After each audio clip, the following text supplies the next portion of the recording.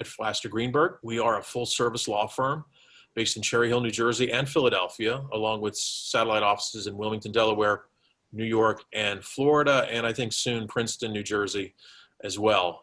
We serve clients in connection with all of their business and employment issues, as well as individuals in many areas of the law.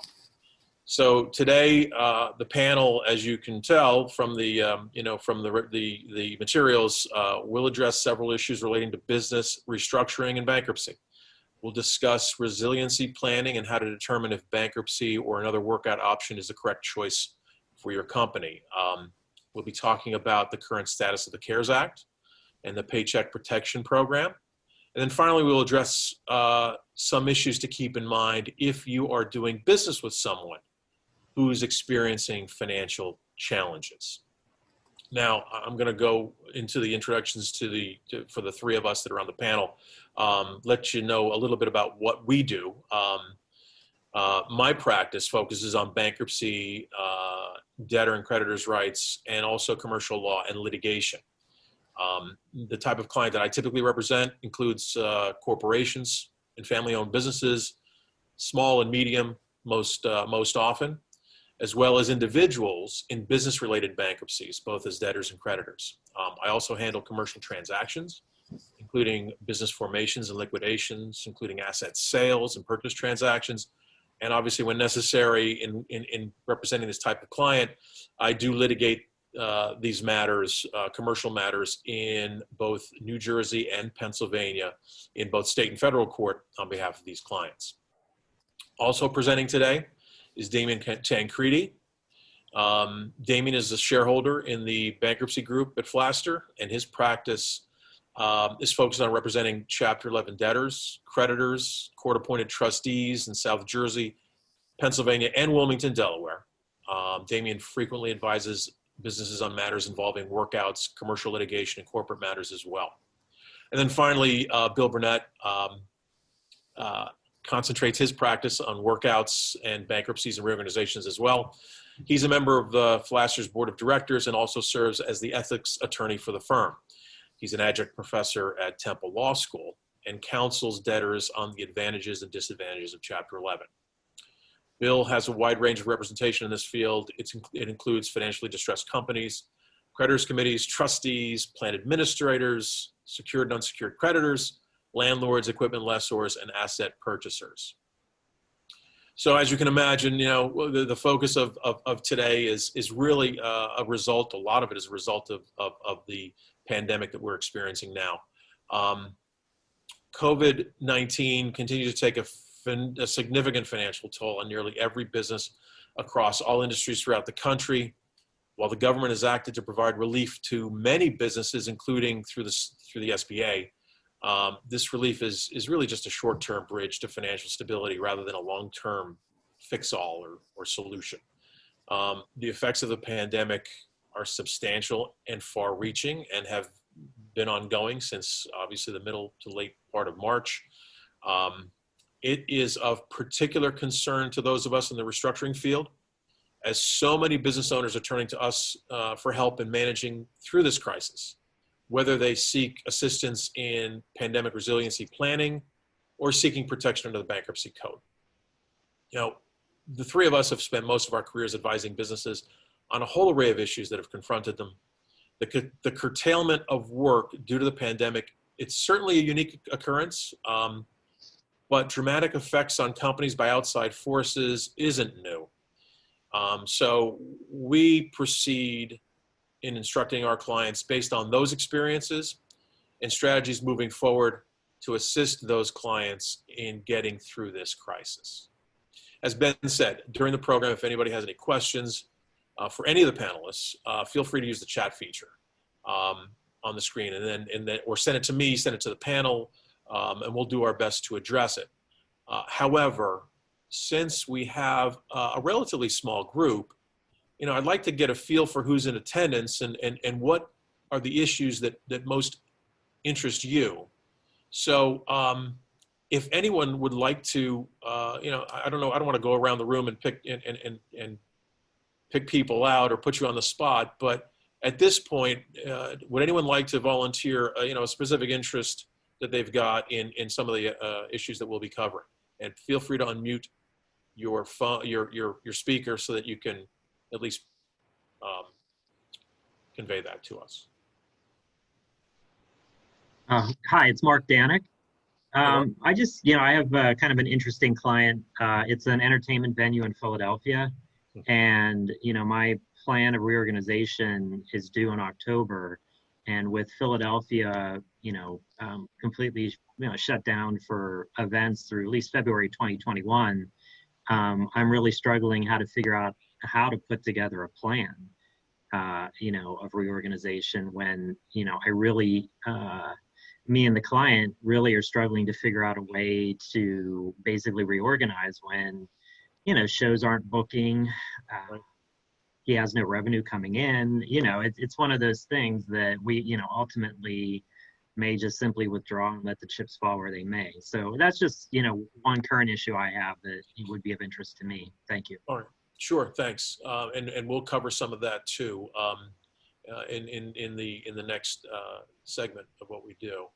So yeah, that's clearly, clearly an issue for a lot of companies, a lot of businesses that don't know what the future is going to hold.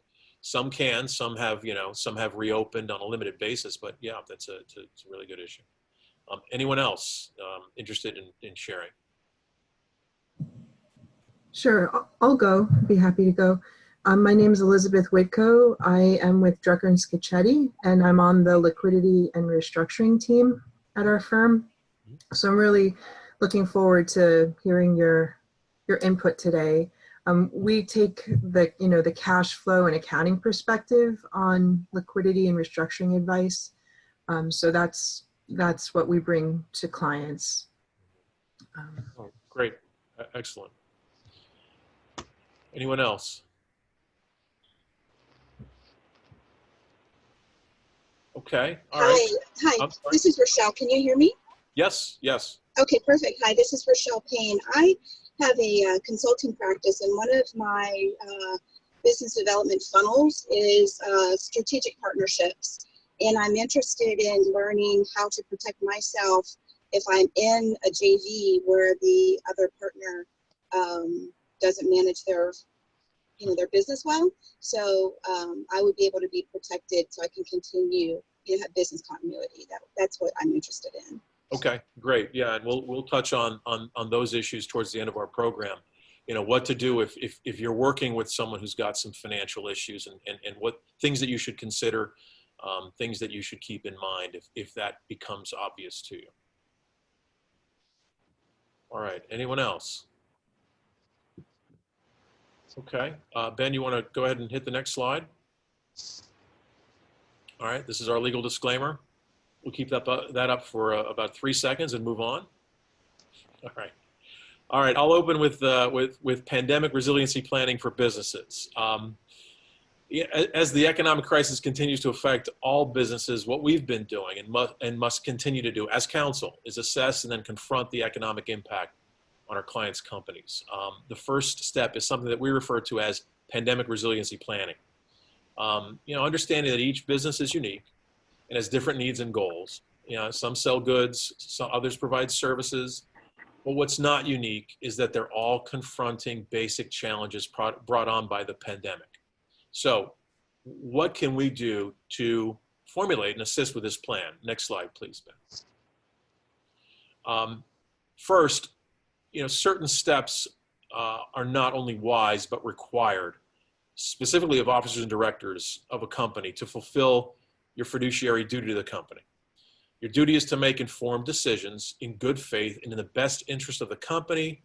But when you get into a zone of insolvency, your duties now apply to all parties, particularly creditors, including the duty to maximize your assets for all of your creditors.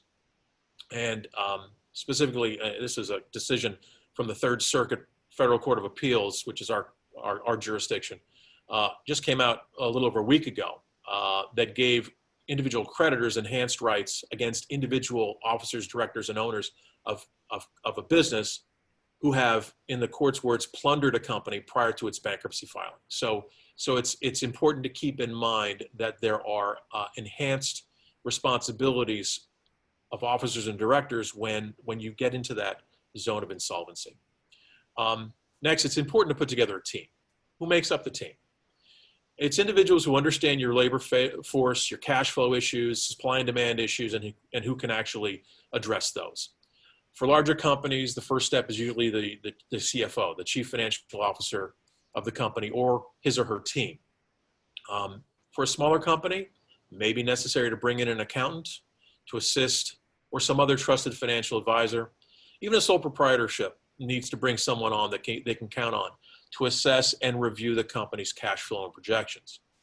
Now, a company may also consider bringing on board a professional, like an investment banker or somebody like that, who can value the company, and if appropriate, market the company for sale. And finally, of course, you want to bring in your legal counsel sooner rather than later, someone who can assess the situation and provide some guidance as to the pieces that need to be brought together to make things work. Now, once you have all the critical players involved, it will require them to have an understanding of the threats to your company, and also take a look at the opportunities and determine the best options available. Now, it's important to know that when a company's in trouble, there are going to be concerns and there are going to be options, but there are going to be opportunities as well. And we'll get through those later on in the program. But like I said, there'll be opportunities that come out of this for a company in time as you go through it. But first and foremost, you got to look at your company's cash flow and liquidity, and that's certainly job number one. Next slide, please. All right. So, what external factors are at work when you are putting together a resiliency plan? First, your loss of income. What's happened in your market with your customers? Have you lost revenues? Have your revenues been adjusted because of the pandemic? Second, your expenses, have they increased? Sometimes there's a supply issue. We've all experienced that on a business and a personal level, that things are harder to get, and sometimes they're much more costly. Look at your supplier's solvency. Look at your customer's solvency. Those are external factors that have an impact on your plan and your business. And then finally, have you made projections on your recovery and demand for business that you've done? Next slide, please. But I think we've been saying that what's critical to your analysis is a realistic plan.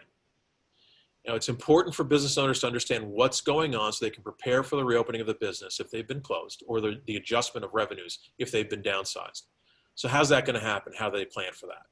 I think the first thing you've got to do is you've got to do a cash flow projection. I would start with a 13-week cash flow projection. No, we just, that issue came up. You got to look at your cash flow. Can you predict if you do it in small chunks like 13 weeks, it's a little more predictable than if you do an annual, like a 12-month cash flow projection. That may not be possible.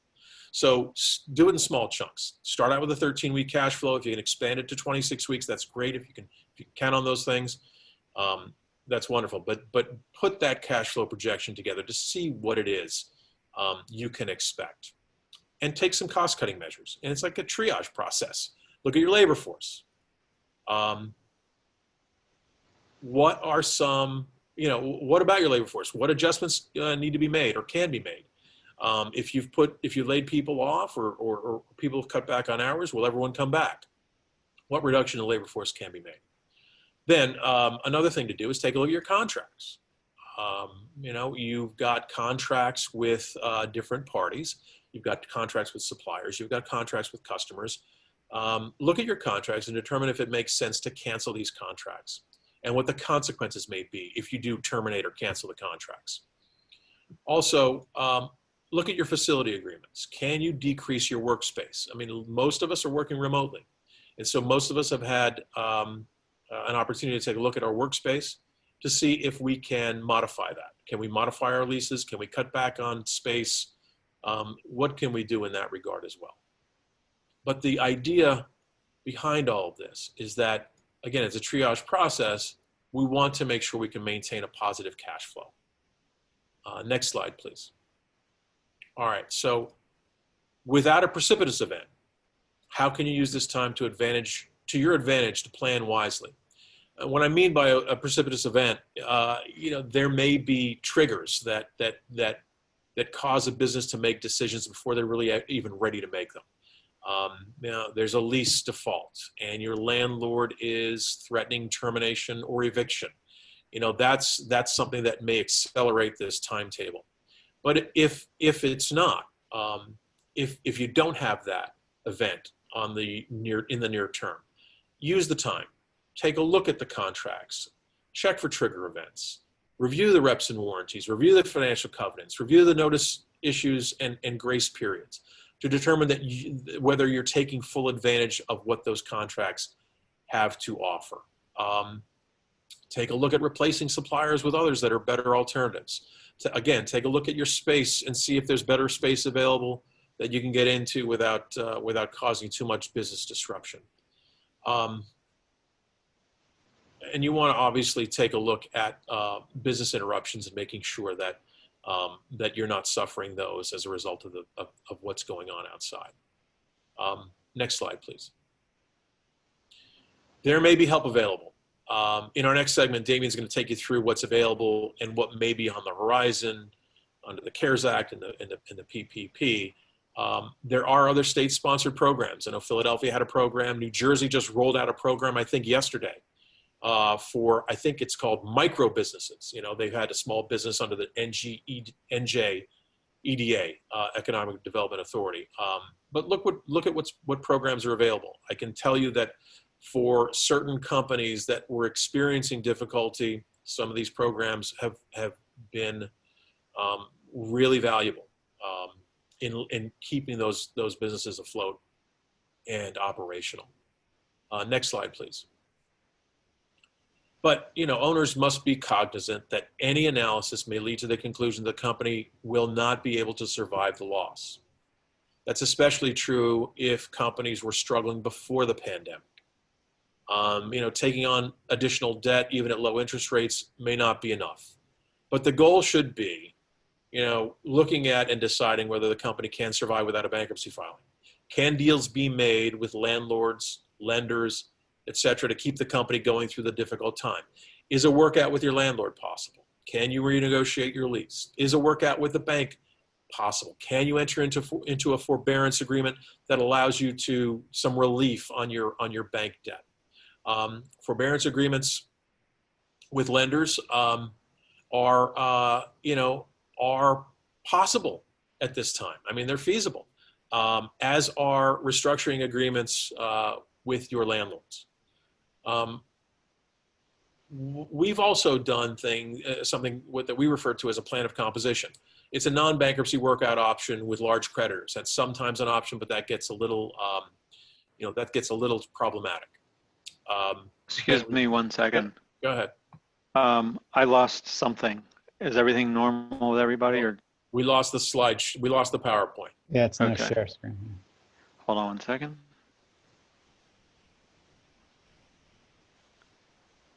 All right. Is it back? It is back. All right. Can Sorry you go to about the that. next slide, please? That's all right. Next slide. Yeah, thanks. All right. There's a new program in the works in Philadelphia in the Court of Common Pleas.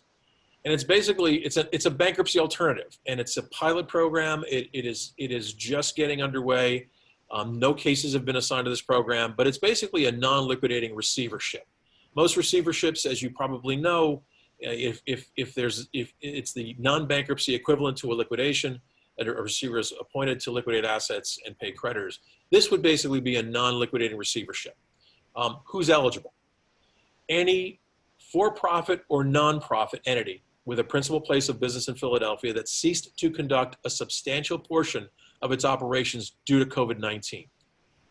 Entities that were in default, it doesn't include those. If you were in default prior to February 29th, generally you're ineligible, although you may be eligible based upon the court's review of your situation. But it really is geared to COVID-19 impacted businesses. How do you start it? You file a petition that creates an injunction, much like an automatic stay. Bill will discuss that in the bankruptcy portion, but it stops everything. It creates an injunction where your creditors can't sue you, can't collect from you, and puts a short-term kind of hold on everything. The court then assigns a temporary financial monitor, and that monitor evaluates the financial information provided by the petitioning debtor, and upon consultation with the debtor and the creditors, proposes an operating plan that allows the debtor to continue operating and to simultaneously pay off its debts that it accumulated as a result of COVID-19. The operating plan, once prepared, is submitted to the court for approval. Now, as I said, no new cases have been filed yet that have been assigned to this program. But I will tell you, I've been personally involved in this program with the presiding judge of the Commerce Court, along with several other members of the Philadelphia Bar.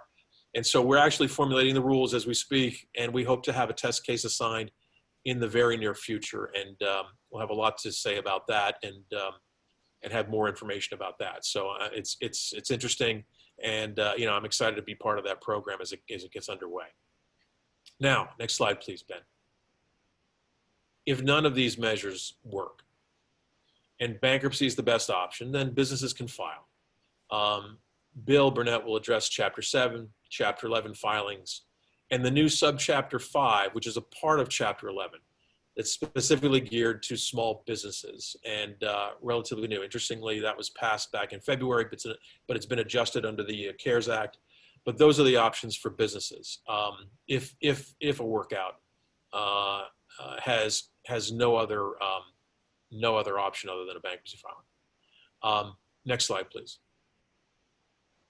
All right, so I'm going to turn it over to Damien. Damien will discuss some of the relief. Damien, by now, just about every small business owner has most likely got some familiarity with the CARES Act and the Paycheck Protection Program, and many have taken advantage of what it has to offer. So, can you give us an update on the PPP and whether we can expect another round of relief under the CARES Act anytime soon? Yeah, sure. Next slide, please. So with respect to the PPP, just to kind of step back and discuss where we are right now, as we're all aware that $649 billion was allocated over 2 rounds of funding between the Paycheck Protection Program and then the Flexibility Act, which was passed a few months back. What we then are looking at is, with that money being out there, there's still some funds remaining. Right now, the applications had closed on Saturday, and $521 billion in funds were distributed to 4.9 million businesses, leaving about $130 billion left over by the time the PPP program had formally ended. The question that Harry asked and what's on everybody's mind is, well, where will we go now? A poll taken from Forbes last week stated that 80% of all of the PPP borrowers have stated that they would benefit from another round of financing, and more dramatically, 44% of the PPP borrowers who are polled stated that they don't foresee them surviving another 6 months without some form of additional funding being made available. If you're talking about 44% of 4.9 million businesses, this would be a dramatic effect on the American economy. Senator McConnell and Speaker Pelosi have both stated that they do see the need for there to be PPP funding made available. The question is, what will happen? President Trump's executive orders from Sunday have kind of changed the landscape a little bit.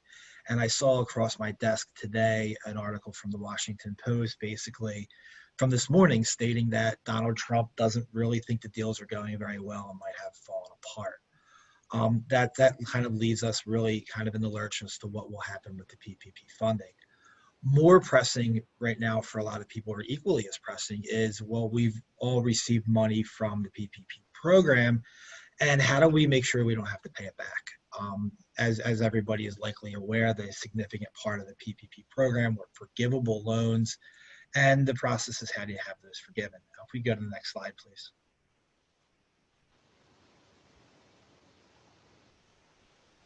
So the loan forgiveness has kind of modified in various ways since it was initially passed in March.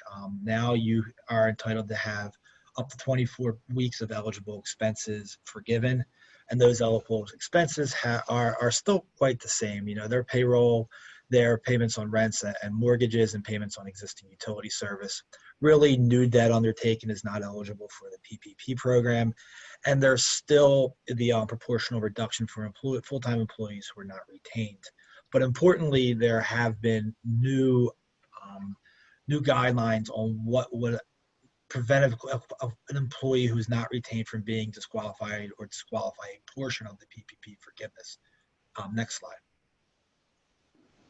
So what really was a response to what appeared to be a lot of concerns raised by the business community at large to the SBA, there is some relaxed forgiveness rules. The rule initially was whatever employees you don't retain at least 25% pay, you would have a proportional reduction in the amount of forgiven loans. Just for round numbers, if you had 100 employees and you laid off 10 of those employees and didn't rehire them, then you would only be entitled to 90% of a forgiveness in your loans.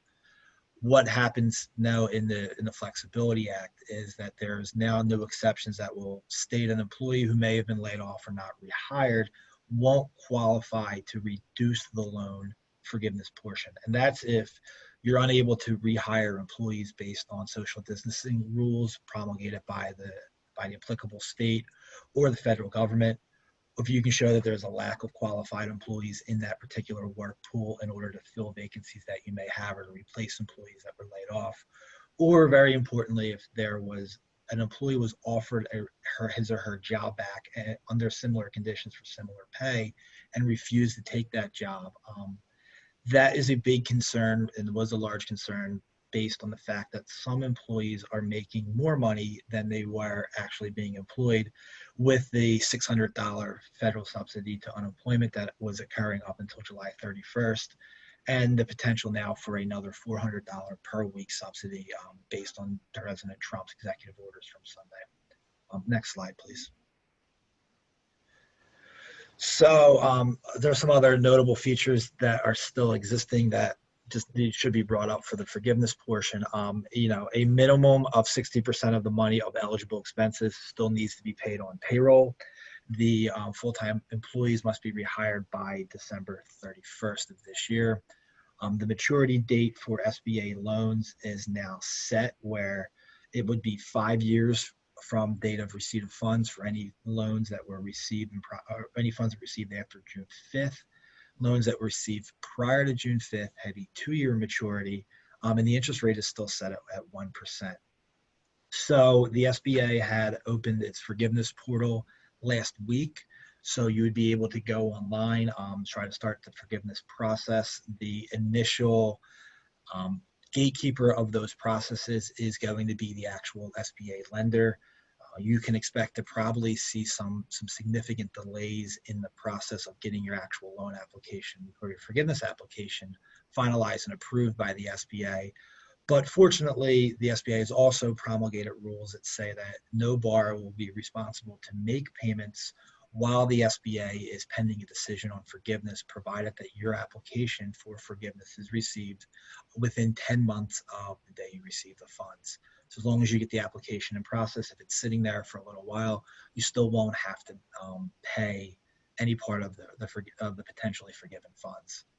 And also, if anybody's interested, the SBA has an extensive Q&A on its website now for what qualifies as forgiveness and goes through a lot of the minutia, which is definitely worth a read if you have any questions about whether your particular circumstances may lead to a forgivable loan or not. Next slide, please. So as I discussed, there still is the potential for further legislation from the government here. There would be a need. There's still $130 billion left over from the SBA program that could be used for additional financing. There still is some ambiguities and some lack of clarity in the rules that the SBA has promulgated, and there would still be the potential to see some portions of that actually be clarified a little bit further and provide a little more relief to people who don't want to undertake a forgiveness process that may or may not be successful. And very importantly, there's been a lot of talk about the removal of the bankruptcy exception to the PPP funds. Within the restructuring community, we've seen this pretty frequently where companies that really do need access to the PPP funds. You're looking at a lot of retail venues or a lot of medical facilities are unable to access these funds because they've already been into a Chapter 11 process, or because a parent or principal is in a Chapter 11 already.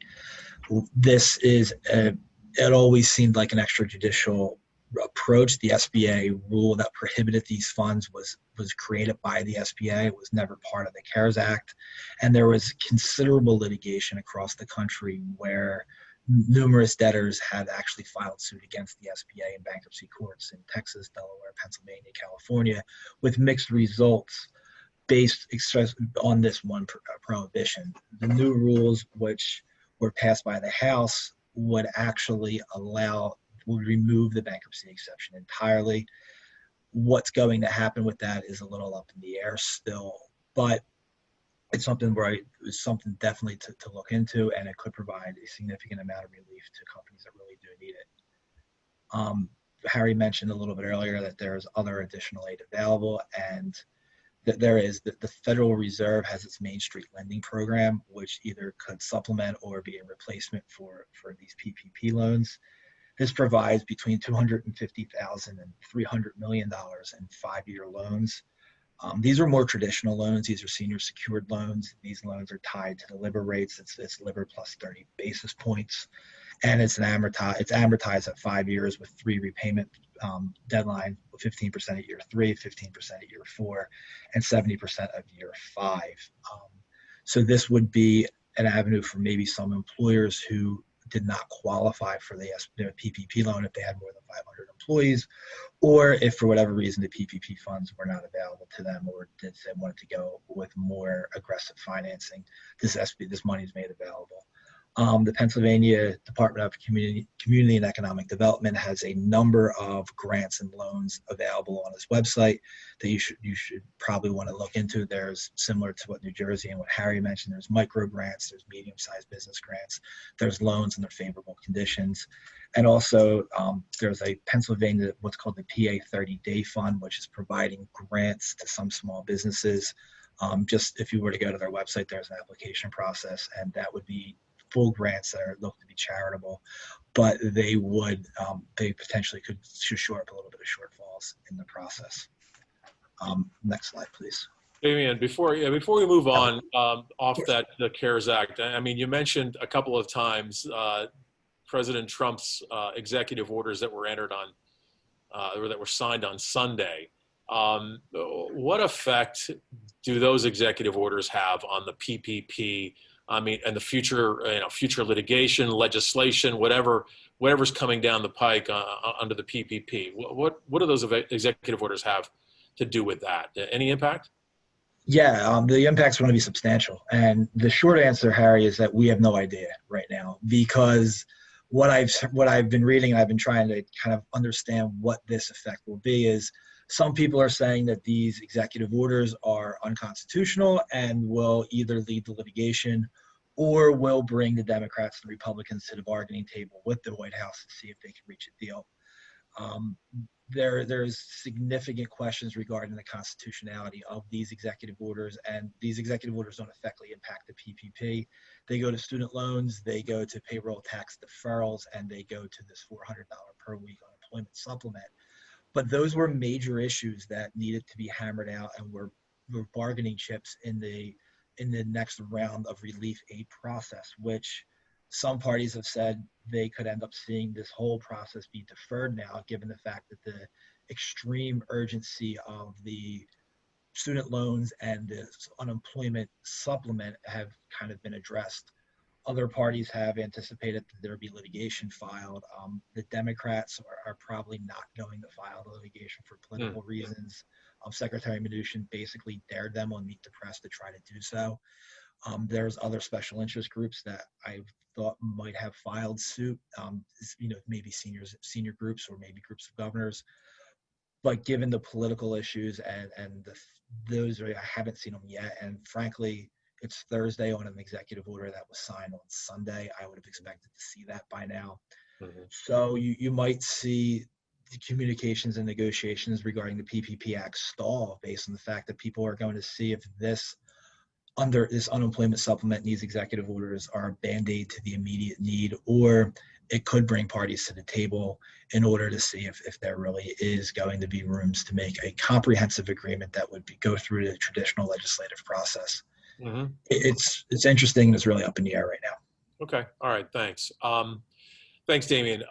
Sometimes, as I said before, sometimes bankruptcy is the best option for a struggling business, and it's unavoidable. That's not a bad thing, though. Bill, can you explain for us the basic contours of bankruptcy for businesses and how it generally works? Sure. So next slide, please. Generally, my presentation will be to kind of demystify what bankruptcy is and how it works. People talk about bankruptcy, but there's not really a general understanding of its application in the real world. Just as a brief outline as to what I'm going to talk about. I'm going to talk about generally Chapter 11 as a standard issue. I'm going to talk about small business Chapter 11, Chapter 7, which is a total liquidation. And then I'm going to apply the COVID-19 situation to bankruptcy and deal with the timing, the distress timing. So the next slide. So generally, the purposes of bankruptcy, and this is really for all entities, maybe a C Corp, maybe a S Corp, small business, LLC, and it was mentioned joint venture, nonprofit, or for-profit companies. Any of these companies can file Chapter 11. And what are the purposes of Chapter 11 filing? Basically, it's to provide a breathing spell for the business, to let that business reorganize their debt. The idea is stop the music and provide a bridge to a liquidity event. But what I mean by a liquidity event is maybe a sale of the business, maybe, as was mentioned earlier, plan of reorganization, get to that process, or if it doesn't work, maybe get to a point where you can do a structured company-run liquidation process. A standard Chapter 11 process is somewhat costly, but there are certainly benefits to it, but it's generally relatively costly. Next slide. So the way that the music gets stopped, and Harry alluded to this earlier, is the automatic stay. The concept is the day you file bankruptcy, that petition date, sets a magic automatic stay automatically in any court, anywhere, stops any collections, lawsuits, evictions, foreclosures, terminations right away. And that means that if creditors are sort of knocking at the door, biting at the ankles, then the music stops by virtue of this automatic stay. There are some exceptions, but they're very specific. Next. So with the music stopped, generally a company can operate in the ordinary course of business. Hey, Bill, can I just jump in just for a second? Because I know I think that this was a question that we had earlier. When you discuss Chapter 11 operations, when a company is operating in Chapter 11, what kind of adjustments can it make? Can it downsize? Can it make other types of financial adjustments while it's in Chapter 11? Or does it have to do the same thing it's been doing all along? Yeah, so the whole concept of a Chapter 11 is operation in the ordinary course. So generally, a business can do what they were doing, and that might mean downsizing. That might mean instead of selling 500 products a day, they're selling 100. It's still sort of what they normally do. They might be downsizing outside of bankruptcy. It's not really unusual to kind of focus on a smaller subset of your business. So they can continue to do that. And so bankruptcy can actually be a very good vehicle to assist in a downsize process. So you can reorganize around a core business. What you need, and bankruptcy protects creditors from attacking your business while you're operating in the ordinary course. If you want to do something outside of the ordinary course, you need court approval. So if you want to sell a division, or you want to sell real estate, or you want to enter into some type of brand new type of thing that would be different than your normal business, the court has oversight. They need court approval. But the key thing in bankruptcy, and the thing to continue to focus on, is really my last slide, and what bankruptcy is all about is the petition date, the automatic stay. So the automatic stay stops any pre-bankruptcy debt creditors from attacking the company. But any post-bankruptcy debtor, any post-bankruptcy creditors, post-petition expenses, those need to get paid. So once your petition date is set, there's really a line in the sand between pre-bankruptcy debt and post-bankruptcy debt. Post-bankruptcy debt needs to be paid in full. Pre-bankruptcy debt gets reorganized in the bankruptcy. So during the bankruptcy, you can use loans, cash collateral within a budget. You show it to the bank, you give them adequate protection. You can continue to use money with court approval to operate your business. And it allows you to help restructure your pre-bankruptcy debt. Next slide. So when I talked about a bridge to a liquidity event, here's the end game for Chapter 11, the reason you're in 11. And I guess it was what I think Mark was struggling with, how do you get to that plan, that bankruptcy plan, which shows how you're going to exit bankruptcy, or how are you going to sell your business to somebody, or are you going to do a liquidation?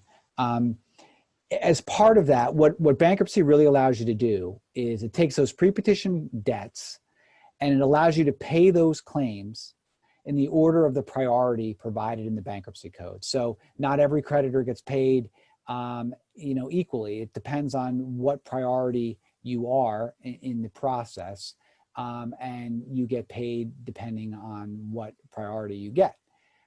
One important aspect of Chapter 11 in large Chapter 11s in general is existing equity is gone. If you file a normal Chapter 11, typically the shareholders of that business are not going to survive. And sometimes the shares end up being given to unsecured creditors. But it's very difficult, and there's exceptions, et cetera. But generally, existing management existing shareholders will no longer own the reorganized company. Next slide. But this is where the Small Business Reorganization Act comes in. As Harry said, it was originally passed. You can actually go to the next slide too, because it gives a little bit more detail here. It was originally passed where there was a $2.7 million floor of debt, but because of COVID and part of the CARES Act, they raised it to 7.5 million, meaning that if you're a small business that has under $7.5 million in debt, you're eligible for small business, Chapter 11. So what does it do? What is it different? How is it different? So it's basically the same as the standard Chapter 11. There's a petition date, there's an automatic stay, it's all about pre-petition debt, and post-petition debt needs to get paid in full. All of that is the same case. But it's much cheaper and it's faster. There may be even fixed fees to do it. A plan can be done right away. It's really set up to have a plan. That liquidity event, like I talked about, is not meant to be sort of a long time to be in Chapter 11. It's to do that liquidity event right away. And the critical issues are existing management stays, and that's true in Chapter 11 as well. But existing equity can be retained, meaning a small business that doesn't want to give up their business, they want to reorganize. They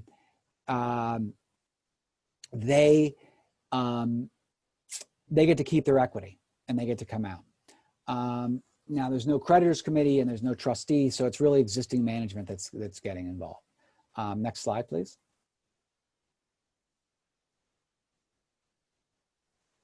Okay, there was a question here. I guess I'll wait to the end. Let's see. So Chapter 7 basics. So what if you are a business and you just can't, you don't want to operate in bankruptcy at all. There's no real hope of maximizing value, and you just want to liquidate. So you can either liquidate in a Chapter 11 with existing management, running the liquidation. But if it's really just want a straight up liquidation and the existing management wants to give up, basically Chapter 7 is a straight liquidation. So the foundation is the same. There's still a stay and a petition date, and there's still claims that are paid in the order of priorities. But a new trustee takes over in a Chapter 7. That means existing management is gone, lights are off, full liquidation, no operations, and this trustee, you can think of him as like an accountant or a receiver, takes over the business, sells everything, and pays creditors eventually. Next slide. So the question that now rises, applying this knowledge to sort of today in this pandemic, obviously businesses have a lot of liquidity pressures and debt and leverage issues are changing. And specifically, and Mark had this issue, you have specific industry problems that are very particular to this environment: retail, restaurants and bars, live entertainment, casinos, amusement parks. These guys have had particular problems. Next slide. Which has resulted in a lot of name brand, folks filing bankruptcy. This list here, this whole panel, you may have recognized, seen in the news. All these folks filed during the pandemic, household names, and there's more. Bill, at this point, it's who will be next is at the end there. And interestingly, I mentioned to Bill this morning that I saw that that Steinmart filed yesterday, and Bill said, I've never heard of Steinmart. I don't know if anybody's I've heard of Steinmart. It's like one of those outlet, it's like a Marshalls or TJ Maxx type store where they sell, kind of not off brand, but seconds from different brands. But anyway, they filed today too, or yesterday. But we look at this slide and we see that there's been a surge in big business Chapter 11s. We know that. And we've seen headlines, in the news, at least we've seen, because we get these headlines that predict the tough road ahead, such as a tidal wave of bankruptcies are expected. 42 hospitals have closed or filed for bankruptcy this year. Over 2 million restaurants worldwide teeter on the brink of collapse. These are the headlines that we see every day. So Bill, I want to ask you, in your practice, and I have a similar practice to you, but are you seeing an uptick in smaller businesses filing for bankruptcy yet? Or do you think that we're preparing for the worst and it's yet to come? What do you think? Well, I think to answer the question, I guess not quite yet. And part of the reason is this weird environment that we're in. Let me go to the next slide. I think it'll kind of help illustrate that. But basically, the worldwide pandemic, basically what's happening right now, other than these like massive household names, much of the business has been or is frozen because of the pandemic. A lot of, creditors or folks with leverage have been a little reluctant to do things. There's been a quasi-automatic stay in place. And so to some extent, the leverage has changed. Mortgage payments, rent, suppliers are a little less aggressive. They may be losing their sense of humor, so to speak, but, a landlord, for example, might be a little less willing to evict right now, because the question is, who's the next tenant? Who's really going to come in and fill this, 50,000 square foot facility I have? Why kick this person out? They may be limping along, but this business is better than an empty space.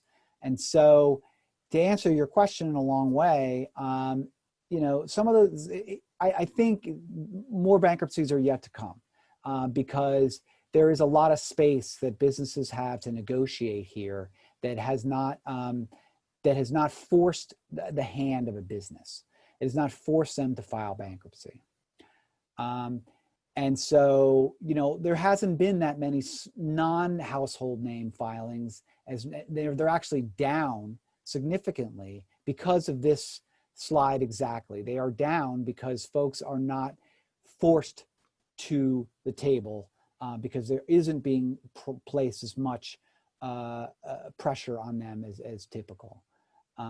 So, and the interesting thing is, I guess in general, you know, people think about stigma of bankruptcy, and I think there's a lot of resistance to filing bankruptcy because there's stigma in general about that word bankruptcy. It's not so much the case anymore with all those, you know, all those known businesses filing, and because the financial distress that people are in is not specific to one company. This is a tsunami, obviously, that's encompassing everybody. So next slide. Okay, Bill, I know you're going to talk about the timing of bankruptcy Yeah. and, you know, filing. I want to I know we have a couple questions in the chat room.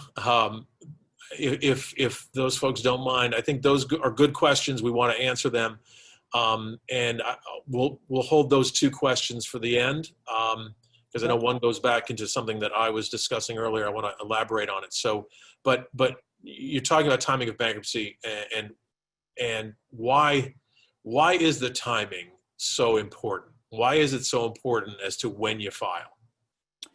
So putting this whole thing together, you know, the petition date, the pre-petition debt, the post-petition debt, you know, and my last slide about the COVID and the pandemic that we're in, and business leverage. So the whole idea of bankruptcy, and one of the most critical things is figuring out when that petition date is, when you're cutting your pre-petition liabilities versus your post-petition liabilities. You want, debts are better to be pre-petition, like I say in my last bullet point, than post-petition. So you want to strategically decide when to file bankruptcy in a way that will best advantage the company in surviving a Chapter 11 and succeeding in it. So, you know, meeting with an experienced attorney to sort of figure out what that plan is, what that projection is for how that business looks like, projecting your liquidity, finding a buyer, but filing only when it's the best alternative, but making sure the timing makes sense. If you have more time and you want to have more debts be pre-petition and less debts be post-petition, you want to use that strategically in order to maximize a bankruptcy filing. So next slide. So, so basically, just before Damien will be speaking in a moment, but so the overall, the idea is having those ideas in mind will allow you to kind of apply the bankruptcy concept to a business to determine its best alternative. Okay, thanks, Bill. So our focus so far has been on businesses that are experiencing a financial downturn, obviously. But what can you do if you're dealing with a company that is in financial distress or has filed for bankruptcy? When assessing a creditor's rights in a bankruptcy case, or even prior to a bankruptcy filing, there are many pitfalls to avoid. Also, certain protections that are afforded to creditors if a company does file Chapter 11. So I'm going to turn it back over to Damien. Damien, what can healthy companies do to better position themselves during these difficult economic times? Yeah, absolutely. Next slide, please. So what you really then, one of the questions that we have here kind of speaks to that, which was the question on customer solvency. What you really want to do is you want to always monitor your customers and your suppliers. You want to make sure that you're keeping track of who's paying you and what frequency they're paying you. And if things start to change, you want to start trying to take proactive measures.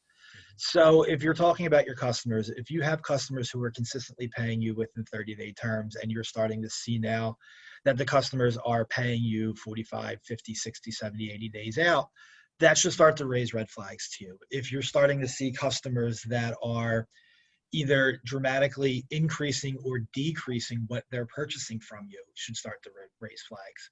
If you've got a customer that you're shipping $50,000 worth of goods out a month and then they're asking you for $250,000 worth of goods, you want to evaluate why that is, because you may end up finding yourself in a position where potential debtors are stockpiling goods and they're not going to pay, or they see that there is a bankruptcy pending, and discussing what Bill is saying is that, they're trying to get as much pre-petition debt as possible in order to have more assets on the other side of the petition line. Suppliers are the same way. If you're starting to see suppliers that have difficult times filling your orders, or they're starting to send you substitute orders, or their shipping is delayed, that could be an indication that these suppliers are falling into hard times, and you may want to at least start considering whether or not you can line up an alternative supplier in case you lose the one that you have. You never want to find yourself in a position where you have one supplier who has favorable rates or maybe has a unique product, and if they go into a Chapter 7, that you have supply chain or you have logistical issues related to the fact that you no longer can sell to your customers because you're missing a piece of your supply chain. You really want to take proactive action, and those types of things are, if you're starting to sense that there's problems, documenting. You always want to make sure you're heavily documenting your transactions, that you're now discussing matters via email instead of over the phone, that you're monitoring your payables and you're monitoring your receivables to make sure that they're accurate, or at least in line. If you have the opportunity to start shifting terms, it may be a good idea to think about cash on delivery or prepayment, or if it's a large enough account, maybe taking back a security interest in order to try to protect yourself the best way you can. If you start to see goods that are shipping out that you think you could potentially reclaim, maybe start taking the process to undertake the reclamation proceedings. Those are all things that you may want to consider doing, but they're all, of course, business issues that need to be addressed. If you have a customer and you tell them you're going to tighten credit terms, or you're going to limit their availability of certain product, then you may end up losing that customer. And you have to really make an evaluation as to whether or not that customer is worth it to you, or what you'd want to do. And that's really, you want to just discuss with your advisors, with your attorneys, to see what the best methods are. Another thing you always, Damien, let me interrupt you for a second, because I want to get to this first question, because it's really on point here.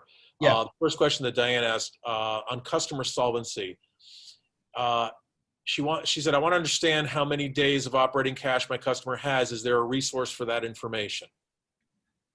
The short answer is no. I mean, if you're saying, is there some repository where you're going to be able to type in the name of a customer and they're going to give you a snapshot of how much is available in cash, you're not going to get that information. Especially when you're dealing with smaller privately held companies, that information is going to be pretty tightly guarded. You obviously have the ability to ask for financial statements, to ask for certain disclosures on the front end. Or even if you're in a continuing relationship, you can say, I'm not shipping you any more goods until you provide me some assurances that you have the financial capabilities to make these payments. I know there's Dun & Bradstreet reports. I know there's certain other credit reports for businesses. But when you're dealing with smaller companies that are privately held, they're not always that reliable.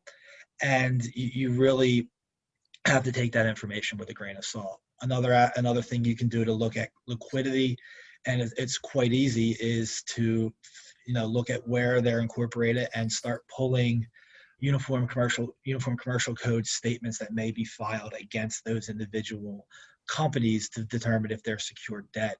If somebody has a blanket lien or secured debt, there's probably going to be a UCC on file, and that could raise a red flag that you may be shipping into a blanket lien, and that whatever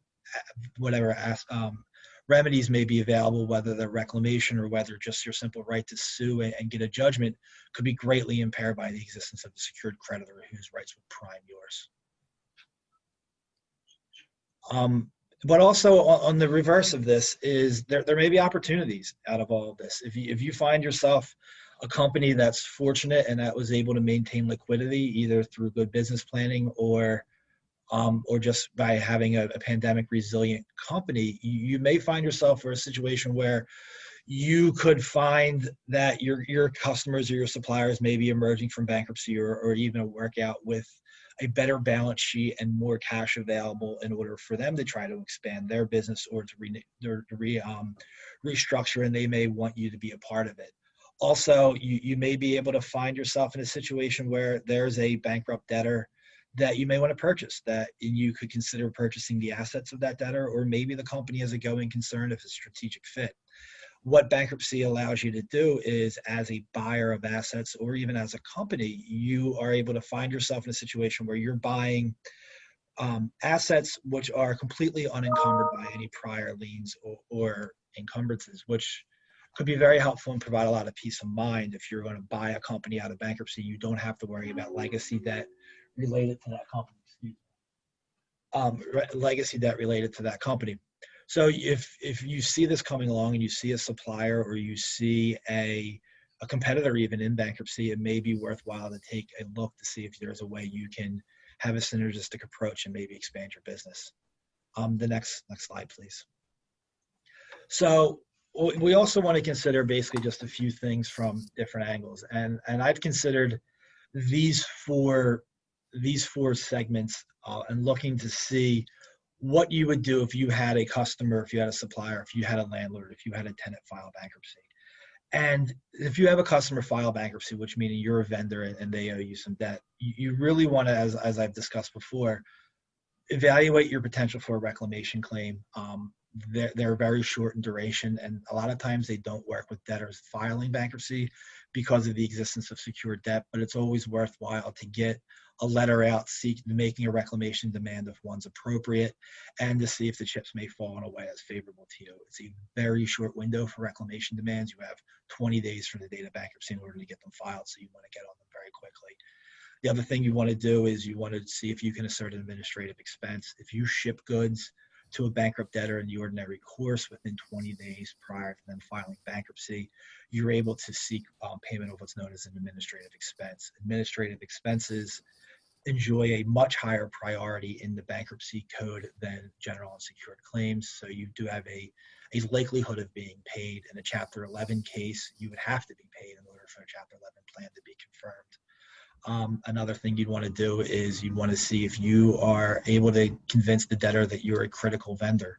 In a lot of Chapter 11 cases, the debtors will ask for permission from the bankruptcy court to pay their most important creditors, those people who are supplying goods or services that are absolutely essential to the operation of the reorganizing debtor, and able to pay them their pre-petition debt in whole or in part in order to keep a relationship alive with that critical supplier or vendor.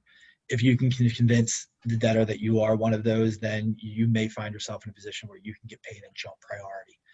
It's always a good way to do that. If you have a supplier that files bankruptcy, you really want to evaluate whether you have the capability of switching a supplier. If you see somebody in Chapter 11, there's a risk in a number of ways that goods that that they may not be there, that you may end up, even with all the assurances of Chapter 11, they could abruptly have their operations come to an end. If they have a secured creditor who runs out of patience in allowing them to use cash, for instance, companies can shut down or convert from Chapter 11 to Chapter 7 quite quickly, and you want to make sure that you're prepared for it. If you have existing supply contracts, you want to evaluate whether or not you are required to continue to perform under them. In some instances you will be, in some instances you won't. And you want to evaluate if you have set-off rights. If there's rights, if you see a situation where you may owe suppliers some money and they're going to be asking to get paid, especially in a Chapter 7, you want to evaluate whether or not you can kind of set off any of those issues. If you have a landlord that files bankruptcy, they're likely going to try to continue their rental obligations, and you want to just keep viewing basically the deadlines there. A landlord has 120 days to decide whether or not they're going to accept or reject a contract, a commercial contract. And if you want to keep an eye on those deadlines, they can be extended. But if you're not in a lease that's you don't think you want, or for your cash flow purposes you may be able to get out of it, you want to continue to monitor that to see if you have an opportunity to get out of a lease a little bit earlier. You also want to keep in mind that there is a chance that property may be sold in a Chapter 11 bankruptcy, and you may be dealing with a new landlord. It's always something you want to consider. And importantly, if you're a landlord and one of your tenants files bankruptcy, what you really want to do is, you're going to not be able to take any actions to initiate foreclosure proceedings. You really want to respect the automatic stay. And you have to be careful that you may end up seeing situations which some of the very large bankruptcies are doing now, where they're filing motions to ask the court for permission not to pay rent for 60 days, or that they're going to be looking to assert what are known as force majeure clauses, which will attempt to invalidate payment obligations under a lease because of things like these pandemics. Every force majeure clause is a little bit different, and you're going to want to potentially evaluate whether or not you're susceptible to losing your rental income as a result of that. And you should expect, and this may be a case in larger bankruptcies and small ones, that the debtor is going to come to you and start to seek rent concessions. And you should have a plan in place as to what type of rent concessions you would be willing to offer, if any, and what you'd want to do moving forward. So yeah, sure. Yeah, let me ask you that on that topic. Landlords and tenants are in a special position when it comes to bankruptcy. I mean, that's a whole other topic. But I just saw an article, actually, I think it was on Monday, that suggested that struggling retailers, some of those that we saw on one of those slides with all the big business Chapter 11s, that struggling retailers were using bankruptcy to break leases by the thousands in these big bankruptcies. Have you seen any examples of tenants employing these strategies in your practice? I have, actually. I'm involved in a very large bankruptcy right now in Delaware that involves a series of gyms primarily operating in the Southwest and Texas. And they had rental obligations of about $30 million per month. The debtor filed a motion in front of Judge Owens in the bankruptcy court seeking to not have to pay rent for the first 60 days of the bankruptcy case, which Judge Owens granted, given the fact that the pandemic was causing many of these stores to remain closed. These are stores operating in California that were shut down by Governor Newsom's orders, and there's the threat that they'll be shut down in Texas and Florida. So right there, they're saving $30 million per month and not paying the rental obligations. They've also rejected a number of leases now for closed stores, and all indications are pointing to the fact that they're going to assert claims for unpaid, or assert defenses to the payment of rent obligations that exist post-petition, and potentially pre-petition for under force majeure clauses, as I've alluded to earlier. Most leases will have clauses that create, if there's some external factor that creates an impossibility or frustrates the purpose of the contract, then the parties may be able to avoid their obligations under contract. The major obligation, obviously, in any lease is the tenant's payment of rent, at least from the tenant's point of view. So if there will be litigation over whether or not the pandemic qualifies as a triggering clause under a force majeure clause that may allow a tenant to not have to pay rent. That issue's up in the air, and it's going to be a substantial issue that's going to face thousands of landlords across the country. All right, thanks. I have one more question on this issue, and then I want to, if you can answer, then I want to shift to the questions that we've got in our chat, because we have a few. Now, let's say that you're a business owner that has either extended credit or loaned money to another company, and then that company, I mean, well, maybe it's not currently in financial distress, but you want to protect yourself. Can you give me some insight on what to do to protect yourself if you're a business owner that has done that, loan money or extended credit to another business?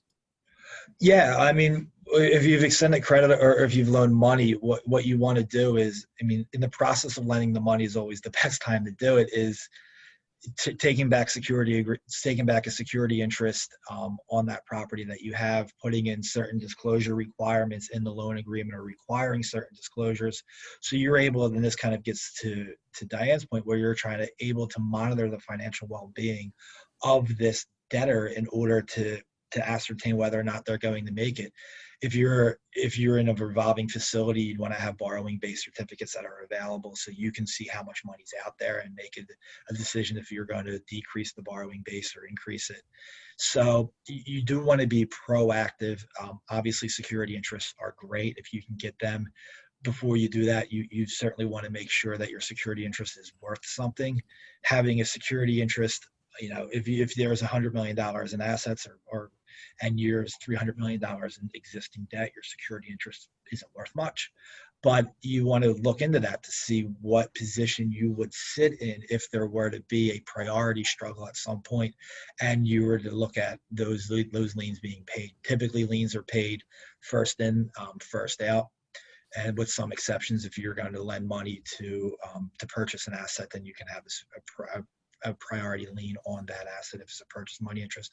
And it's another thing you'd want to do is look to what the asset, what that money is being used for, and determine whether or not you would be able to jump existing liens based on a purchase money interest asset, purchase money security interest. Okay. All right. Thanks, Damien. I appreciate it. I want to get to a couple of the questions that we had. The first one that I'll address was in connection with my discussion of owner, officer, director liability where the insolvency of a company becomes apparent. And the question is, can creditors now pierce the corporate veil? Interestingly, the creditors can pierce the corporate veil as to individual owners, officers, directors of a company. The focus, though, is on transfers of either funds or assets from the debtor company to the individual officers and directors, whether it's through bonuses, payroll, not necessarily payroll so much, but bonuses, and other transfers where they take money out in distributions. What the current status of the law until the Third Circuit really highlighted this was that if there was a bankruptcy filing, it was the estate's right and opportunity to try and recover any of those funds from the insiders, from the owners, officers, directors, to bring those funds back into the bankruptcy estate. And if it's a Chapter 7 bankruptcy case, that obligation or that authority rests with a Chapter 7 trustee. If it's a Chapter 11 case, that authority rests with either the debtor in possession, which rarely would happen, but sometimes does, or a creditors committee. And what the Third Circuit just said was that if a trustee fails to act on it or relinquishes his or her opportunity, then individual creditors can go out and seek those recoveries on their own. So essentially, it is a piercing of the corporate veil in one sense, but not so much in the sense that the obligations of the company become the obligations of the individuals. In the sense that if there is a removal of assets from the company to those individuals, then there's a recovery that can be initiated against those individuals for those removals. So I hope that answers the question. Another question that we had was about a joint venture. And I guess, Bill, I'll ask you this question. What happens if a party to a joint venture files a bankruptcy?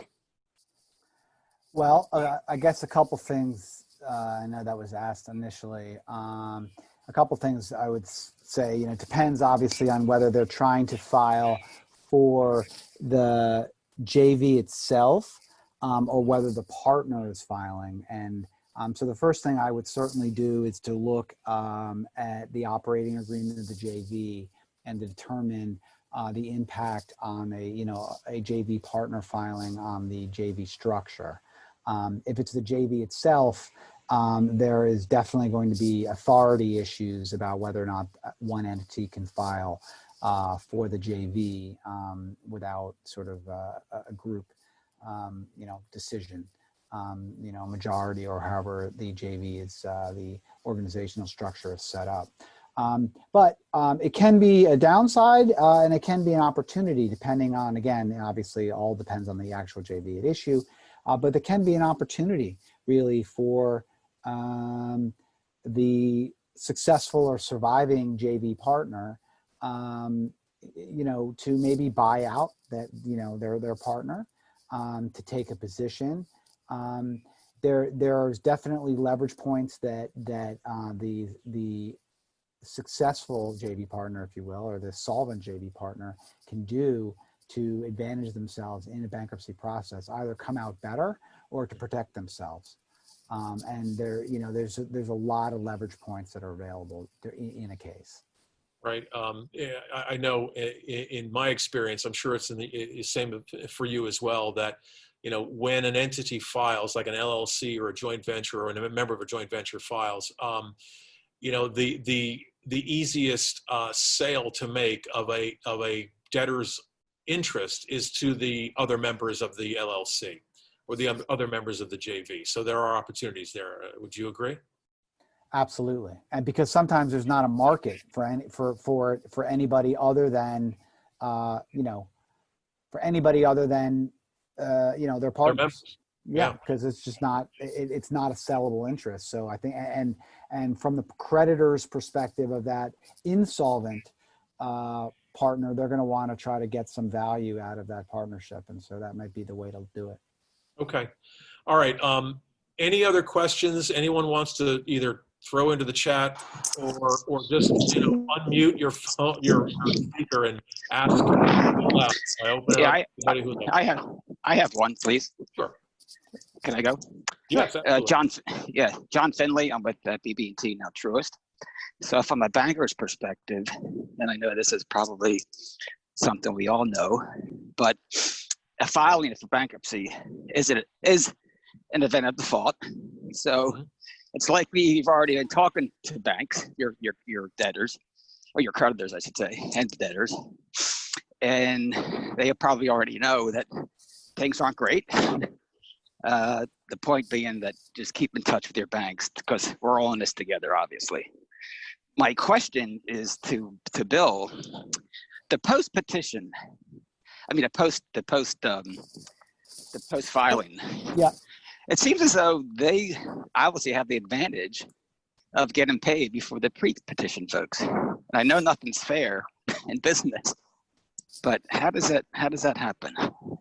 So let me answer two questions that were in your question. One is, I will say, and this is an important piece, that the event of default trigger, which is in a lot of contracts that says, you know, if one of these parties files for bankruptcy, there's an automatic default and that can terminate the agreement. Bankruptcy by federal law and preemption essentially prevents those types of clauses from being enforceable. So contracts continue to survive, notwithstanding the bankruptcy of one party to it. Even though they have that clause in there. So it's really not an event of default in the sense that the bankrupt company can kind of continue to operate under a contract. But if it's a bank in a lending situation, Right. Clearly the lender, like you don't have to continue to lend money to a company in bankruptcy because that is a whole different ball of wax. But Correct. Yeah, that was yeah. Yeah, but to answer your pointed question, the answer is basically yes. Post-bankruptcy debt is, if you will, a priority. What they say is, the whole concept of the bankruptcy is stop all the pre-petition known debt, get a breathing spell from creditors attacking the company with sort of known pre-petition debt. But what the court basically says, what the scheme says is, if you're going to avail yourself of the benefit of bankruptcy, you need to pay the freight of the operating business. So basically, you can't continue to operate and deepen your hole. If we're going to give you the opportunity to reshuffle your pre-bankruptcy debt, you can't deepen the hole of your insolvency by not paying your post-bankruptcy debt creditors. So if you want to be in bankruptcy, you need to stay current. Otherwise, you don't get the advantage of bankruptcy. So long-winded way of saying yes, those post-bankruptcy creditors are in a better position than the pre-bankruptcy creditors. And in fact, if you want to be even more cynical about it, if you had a supplier who was supplying widgets and they're owed $100,000 pre-bankruptcy for supplying widgets to a company, and then that company stops doing business with that old company, they owe them $100,000. Yeah. Then they enter into a deal with a new company to supply brand new widgets to them. That new post-bankruptcy new widget supplier does better than the old widget supplier before the bankruptcy. And that is basically the way it works. You must continue to pay the freight if you want to continue to stay in bankruptcy in general. All right. Okay. Any other questions from any of the participants? I think Mark had a question about the entertainment industry, and Mark, if you're still on, Was your question basically how do you formulate a plan given the uncertainty that's going on in the entertainment industry, especially? Yeah, I mean, with my client, he generally books shows several months out.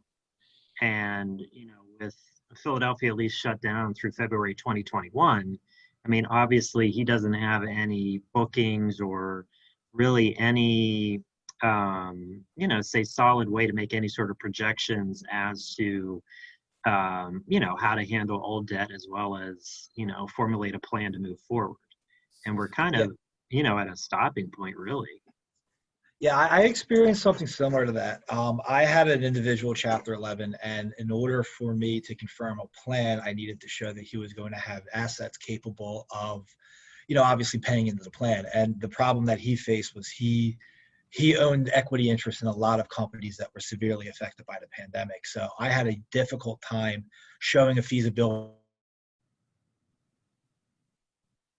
Uh-oh. All right. So Damien is a little frozen. Yeah, I know. It was like right at the best part. Right. Well, I can supplement what he's saying before he gets back on. So, I guess a couple questions that I would wonder, are you in small business? Are you in subchapter 5? And a related question, I think, or something that would be worth considering to avail yourself of is the force majeure thing. Are you able to use that as a sword to have either a plan of reorganization that allows you a little bit more time and more breathing spell with an uncertainty or, zero projections or very little projections until, until 2021. Maybe you can use that as a sword in your case and in your plan. Okay. Yeah, I appreciate it. Thank you. Anyone else? Any questions at all? Okay. Well, John, can I maybe yes. ask one more, please? Sure. And it's pretty relevant. We just saw, I'm sure in the paper, Crete just secured $30 million in bridge financing. And I don't think Crete has filed yet. Does the creditor there just go in line and just hope to be paid after everyone's dead? I mean, I guess they lean everything they can, but I guess they see an end strategy. John, if you can, who is the company again? The debtor company? Prete. Oh, Prete. Okay. The mall owners. Got it. Okay. And so they just secured $30 million in financing, and the concern is, is that creditor exposed? Yeah, I mean, they just hope to get paid at some point because they're going to be behind everyone else, I assume. It depends. It depends on whether they secured their position. The important thing is if you are a creditor, lending to a company that may be shortly involved in a Chapter 11, you've got to be concerned about a couple of things. You've got to secure your position and properly perfect your secured position. If you don't, you certainly are at risk. The other issue is that you've got this 90-day window when a debtor files a Chapter 11 or even a Chapter 7. There's a look back period of 90 days within which a trustee or a debtor themselves in Chapter 11 can avoid a preferential transfer. And a preferential transfer can either be a transfer from the debtor to a third party in funds or in a security interest. So there are things you need to watch for. But yeah, I would imagine that in connection with such a large advance of credit that they've secured themselves. Yeah, and we've seen plenty where they haven't, or where they haven't perfected in the right jurisdiction. They've filed a UCC1 in the wrong jurisdiction, and a opportunistic debtor has used that to their advantage, and I've seen it firsthand. And I don't want to suggest that pre-filed, because I don't think they did, but it just in this, I want to make that clear. I'm not suggesting they filed. Sure. Well, and just to add to that, I would guess that the way that it's structured is structured specifically to pre-plan, to protect the lender in that situation in the event the I don't know anything about it either, but I'm just saying that when you're in that kind of descent folks that come in to lend money are, structuring it specifically to protect themselves. Right. Okay. Any other questions? I know we've hit 12:30, but do we have any other questions? Anyone? All right. Thank you again. Thanks, Ben. We really appreciate it. Thank you, everyone, for joining us today. Please feel free to reach out to any one of us to discuss any of the issues that we covered today, or just for just general business-related advice. We're happy to help out any way we can.